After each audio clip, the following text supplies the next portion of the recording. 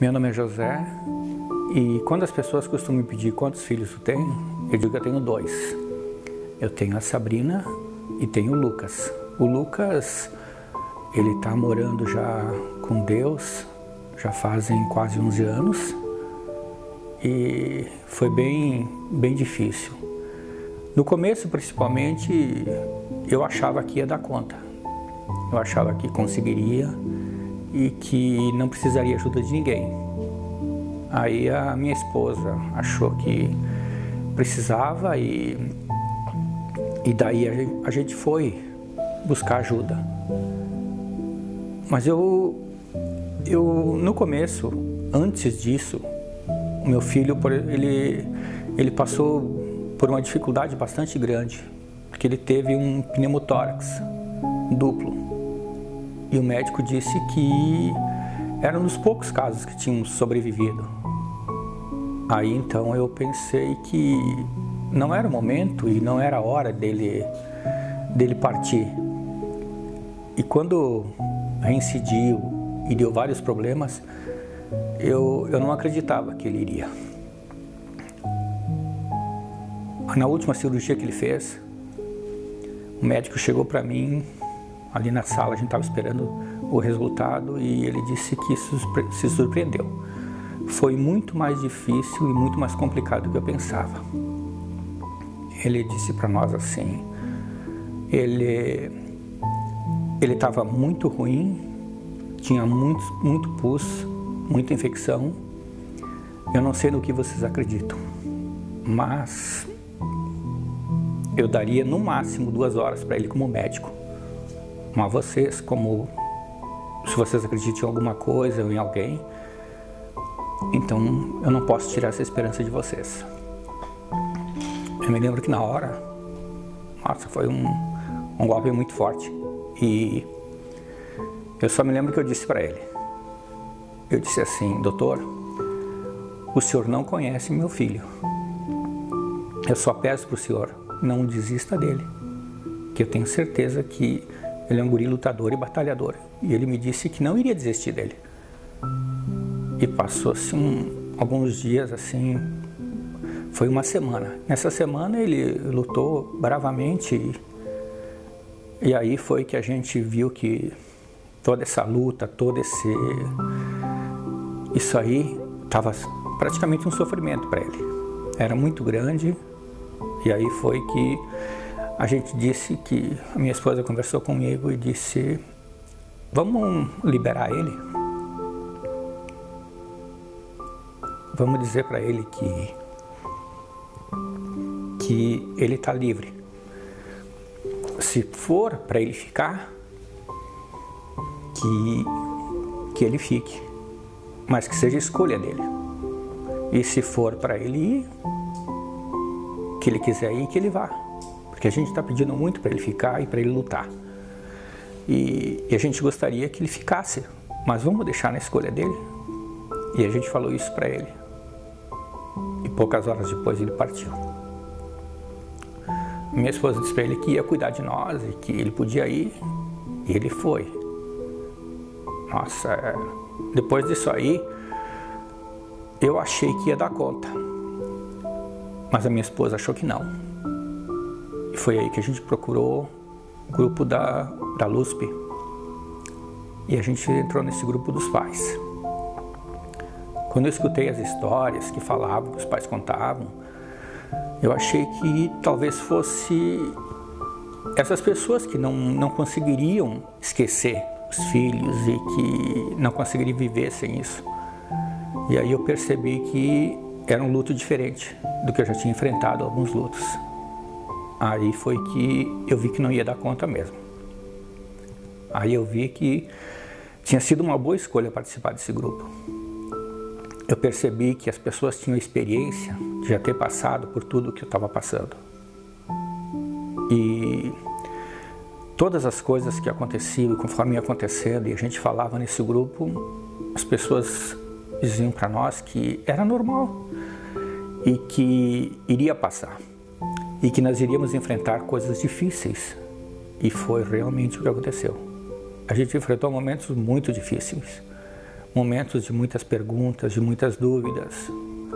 Eu, falando por mim, eu teve muitas vezes que eu estava desanimado mesmo, que eu não queria mais continuar. Eu não acreditava que valesse a pena viver, né?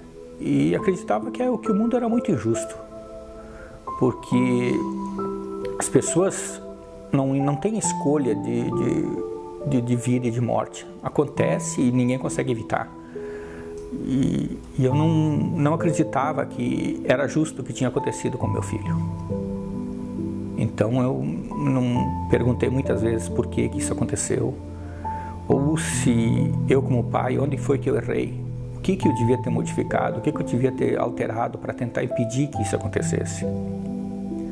Quando ele ficou no hospital aquela semana, eu tentei tanta negociação com Deus, eu tentei fazer muitas propostas para Deus, além de várias novenas, de várias promessas, de várias vezes que eu rezei, me ajoelhei e pedi para Deus, para que não deixasse ele ir.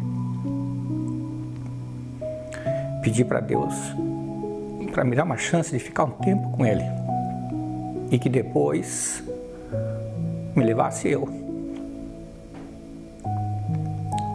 Não tem acordo. Eu vi que não teve esse acordo e ele foi. E eu fiquei. Depois de um tempo eu percebi que todas aquelas perguntas não iam ter resposta, todos aqueles porquê, ou se eu tivesse feito alguma coisa, se Deus era o responsável por tudo isso. Sempre acreditei que Deus era o poder máximo. Se existisse alguém que pudesse fazer um milagre, esse alguém era Deus. Então, se tinha alguém que podia simplesmente ter dito fica, era Ele. E eu fiquei muito triste, porque Ele não aceitou e não quis deixar ele ficar e não aceitou as propostas que eu tinha feito. Mas depois eu comecei a perceber que, falando com uma pessoa, ela me disse para mim assim: tu imagina o melhor para o teu filho. Tudo que tu imaginar de melhor. E eu imaginei o que eu queria do meu filho, o que eu pensava que ele ia ter. Um futuro bom, maravilhoso, que ele ia ter filhos, uma família maravilhosa.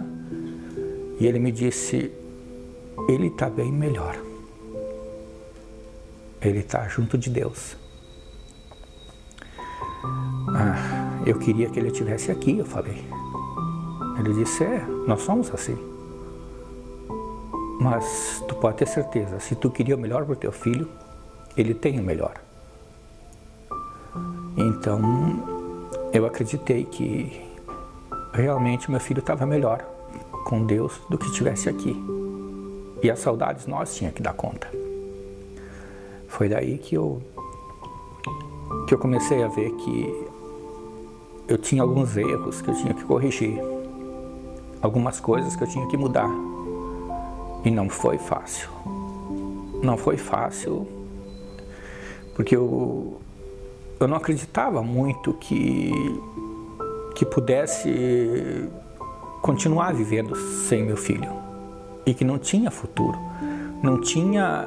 Não é bem o futuro, mas não ia ter mais brilho a vida. E isso doía muito. Foi etapas muito difíceis. Foi muitas dúvidas, e no grupo foi que as pessoas me disseram que essas eram etapas, que eu ia passar por essas etapas e que todas essas dúvidas, toda essa dor, tudo isso um dia ia passar. Mas que as saudades, essa não ia ter um fim, não ia terminar, ela não ia acabar tão fácil assim. Ela ia simplesmente achar um jeito de conviver. E foi que a gente começou a passar por essa etapa difícil e chegar na parte das saudades e conviver com as saudades. Foi um pouco antes que eu percebi que meu filho estava junto com Deus e que Eu acreditava que um dia ia encontrar ele. Nessa fase, nessa etapa de encontrar ele, eu calculava ele chegando, vindo para minha direção, me abraçando, e eu calculava o que eu iria dizer para ele e o que ele iria dizer para mim. E aí foi que eu pensei, se eu chegar lá e tiver decepcionado ele, tiver feito coisas aqui que ele tenha dito assim, nossa, meu pai mudou muito depois que eu parti. E muitas vezes ele deve ter dito que a culpa foi minha. Foi porque eu não estive ali, porque eu não estava ali, foi por causa da minha falta, foi por causa que eu não tive presente, que algumas coisas mudaram. Algumas coisas que mudaram para pior, principalmente. E eu pensei assim, nossa, o que ele vai dizer? E o que eu vou dizer nesse momento de encontro? Foi daí que eu comecei a ter uma ideia diferente, um pensamento diferente. Eu queria que ele tivesse orgulho de mim. Eu queria que ele me abraçasse e dissesse, eu senti falta. E tu também sentiu falta de mim. Tu fez o teu melhor possível. E eu fiz o meu melhor possível. Porque eu tenho orgulho dele, do filho que eu tive. E eu quero que ele tenha orgulho do pai que ele tem. Do pai que ele teve aqui e do pai que ficou aqui. Então eu procuro todos os dias, quando tem algum momento difícil, é culpa minha. Não é culpa dele não estar aqui, não é culpa de ninguém. Mas foi muito difícil chegar nesse ponto. Foi assustador em alguns momentos. E quando eu percebo que as pessoas chegam no grupo e estão com as mesmas dificuldades que eu tive também,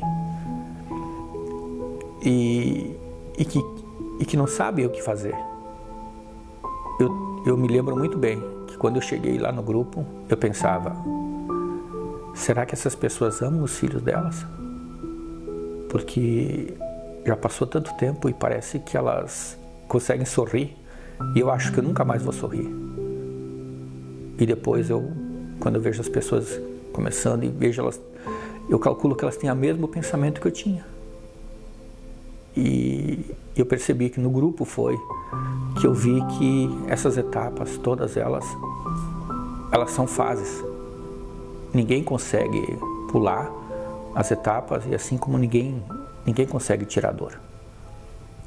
Ninguém consegue fazer com que alguns minutos de conversa, algumas horas de conversa, vai fazer a pessoa sair de lá feliz. Se eu tivesse chegado lá e as pessoas me perguntassem o que te traria felicidade, eu acho que a única coisa seria ter meu filho de volta. Nada do que me digam, nada do que me disseram ia me deixar feliz. Eu queria meu filho de volta.